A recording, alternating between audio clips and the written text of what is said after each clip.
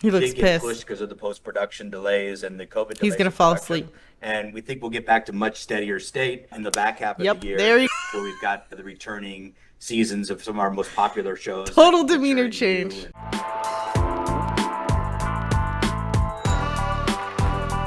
All right, guys, welcome. We're going to talk today about why the mainstream media is wrong about Netflix and their earnings because, shock horror, nobody did their homework. It's typical, okay? So a company that's been doing 20% growth rates year after year, that kicks it all the time, did great during COVID, is dead money, according to CNBC, is worrying and wobbly, according to FT. And I'll put all these links in the bottom, but let's start off with my notes. We're going to go over the investor letter and the earnings call so you don't have to. But I suggest that you get in the habit of doing it because you need to learn how to analyze a company. I am a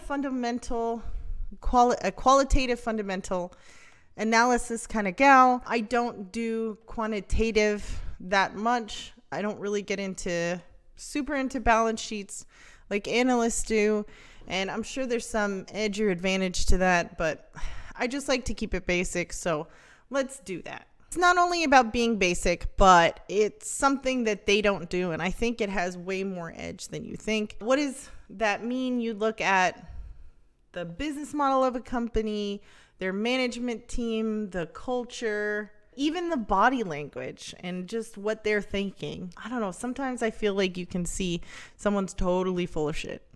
So let's go over this. So I have these notes. We have a live stream on Twitch, will be linked below. You can go there in any time and hit !Notion and get the link to these. They are given without any warranty. I could be totally wrong about these notes.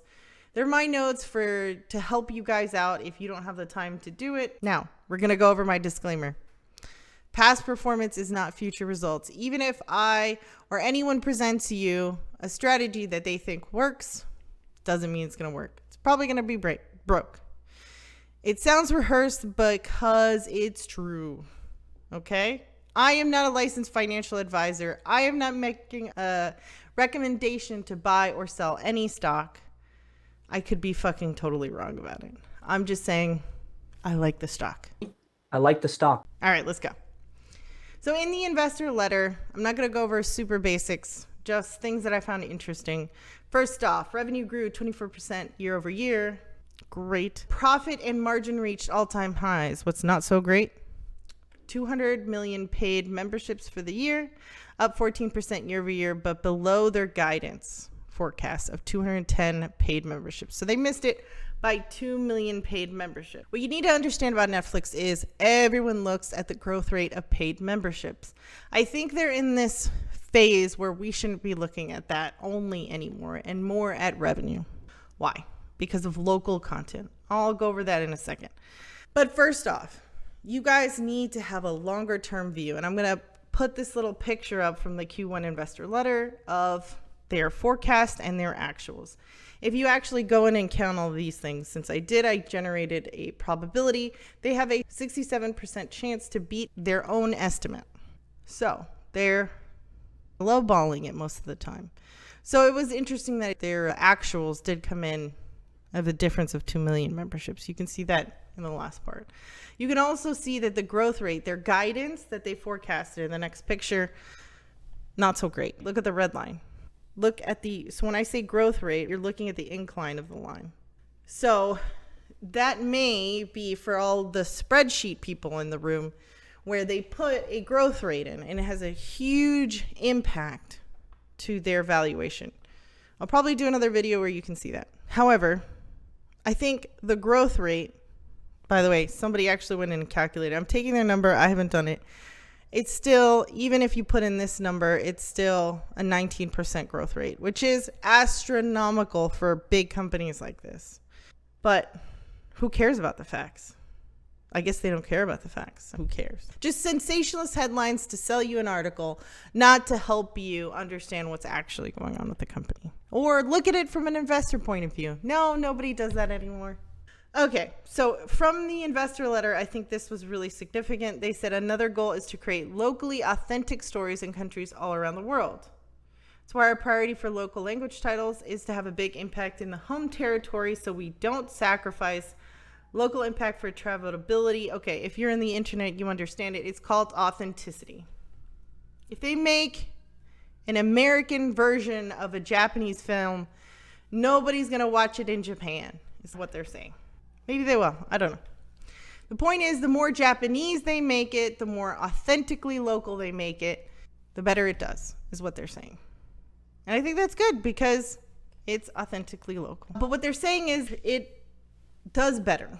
Okay, we'll go and see a clip of what he said, but I think that was interesting to see. Now, you can see that the mainstream media's take is off. They think completely opposite than what the CEO thinks, or the co-CEO thinks about that. Here they say on this FT article, this problem is potentially further exacerbated by Netflix chasing new markets like India, where not only are the revenues per subscriber lower, but tastes far more local.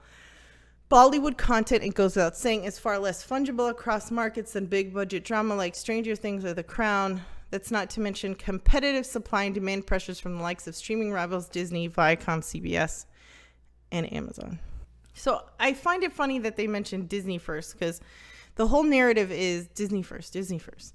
And you'll see why this is really off. So let's go down to the earnings call and let's just hear from them who their competitors truly are. Reference was to Disney, but our largest competitor for TV viewing time is linear TV. Our second largest is YouTube, which is considerably larger than Netflix in viewing time. And Disney's considerably smaller, but we're in the middle of the pack. But in terms of... So let's go over what they're saying. Their first competitor is linear TV. That's like cable TV, right? They call it linear TV. So that's the other thing. You got to learn analogies, terminology. Second is YouTube. Was that in the list of competitors?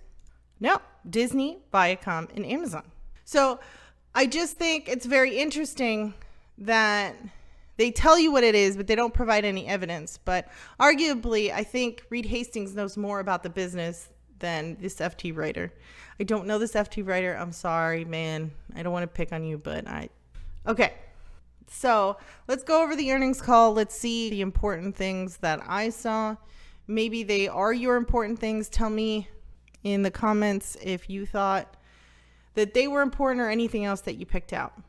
So here they go again. They are all about the net ads. So first question. And the net ads were below your expectations. Could you provide color? You should focus on engagement and churn. So right here, first off, first question, they're telling them don't focus on it. Engagement and churn. Even though COVID happened and all this stuff, there were a lot of new people to Netflix. Churn was lower year over year. So that's interesting. Churn went down. So for the second question, they want to ask, could you comment on pricing? So churn went down when price increased. Let's watch them, what they said. That's what I took from it.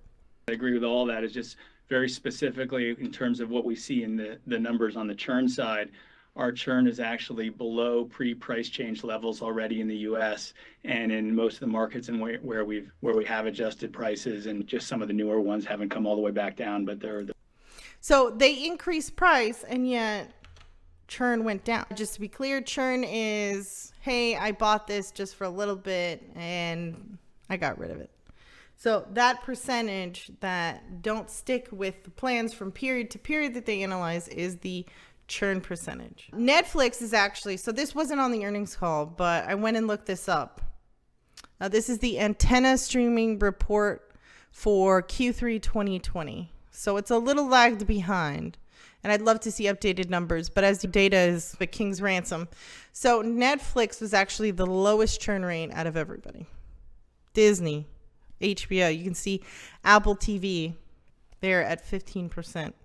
So again, here's the second time they ask, what are you expecting for subscriber growth?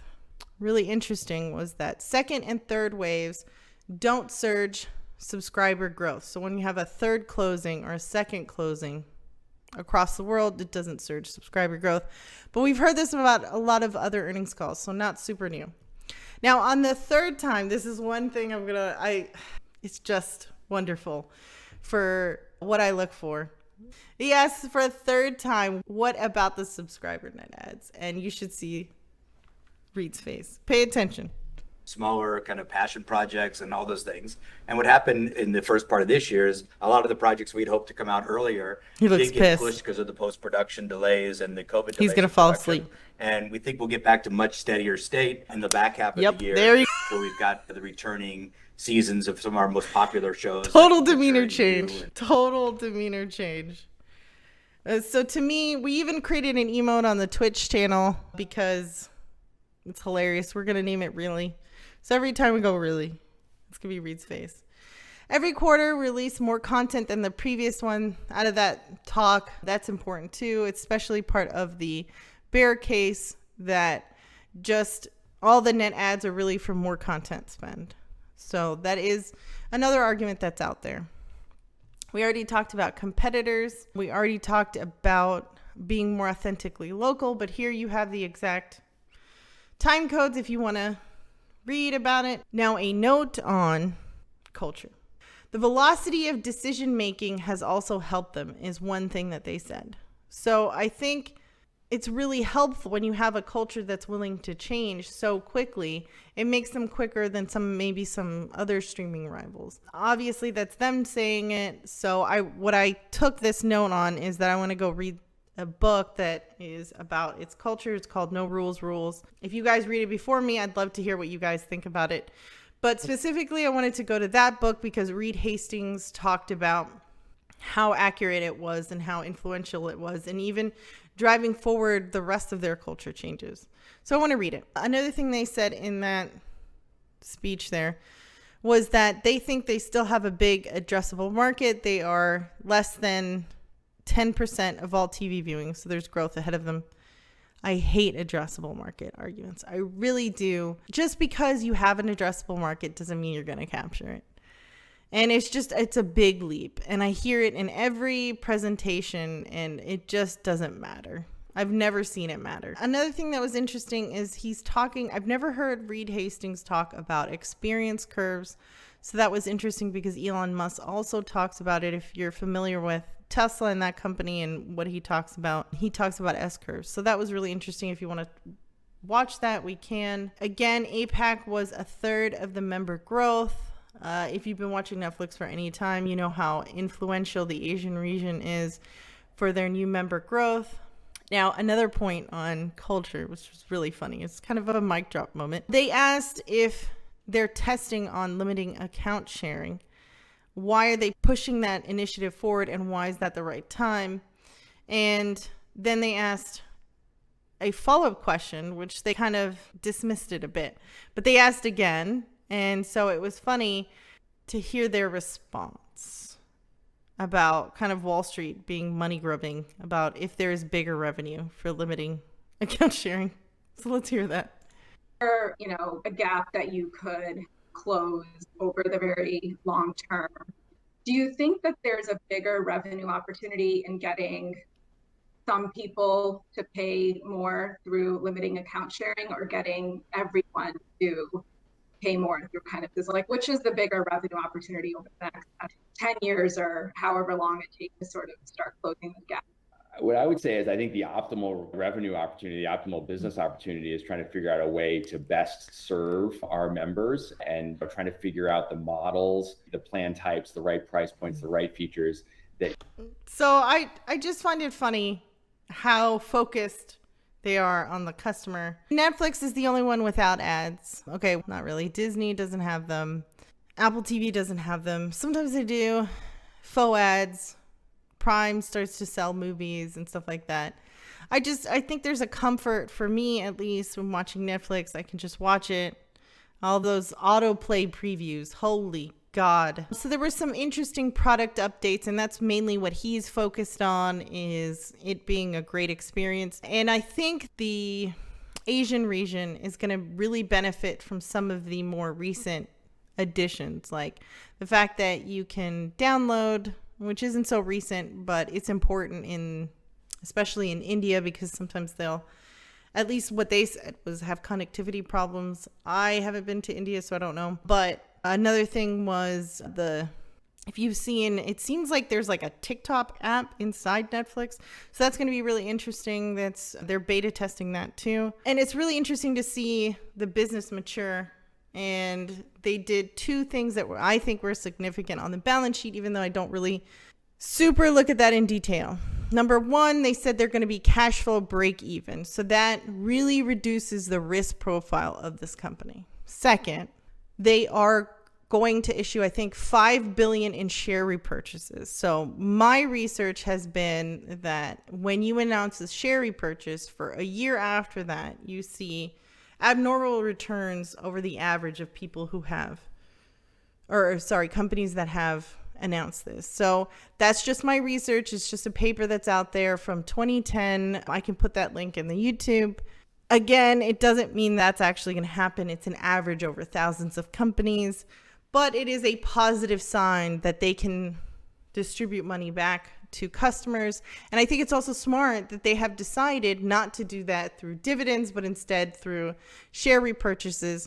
I'm with Buffett. I don't like dividends because you get taxed twice and it fucks up your taxes because it creates a taxable event when you may not want a taxable event. So that's important when you are tax planning. That's really the things that I found important on the earnings call. Please comment below, like and subscribe. Give me some engagement. Come to the Twitch stream. You'll enjoy yourself, I swear. I'll see you guys in the next one.